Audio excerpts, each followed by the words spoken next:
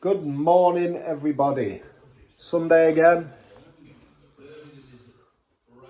New parts have arrived.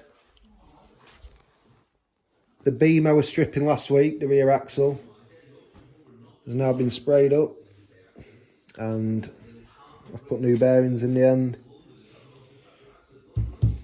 new axles. All this has been sprayed up, all the running gear, subframe. So yeah, calipers up there, rocker cover.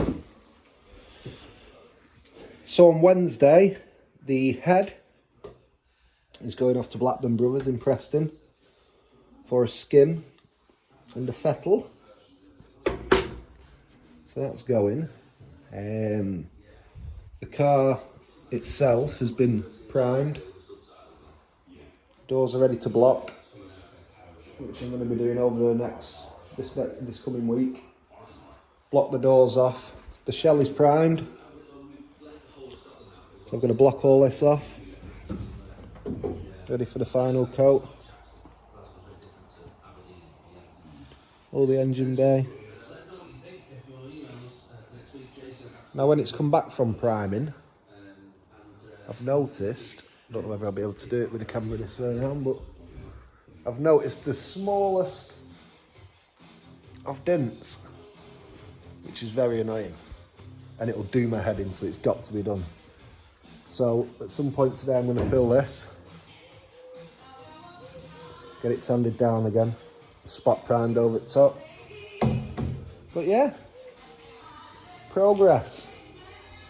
Oh, all the bumpers as well and trims, they've all been done, and I highly recommend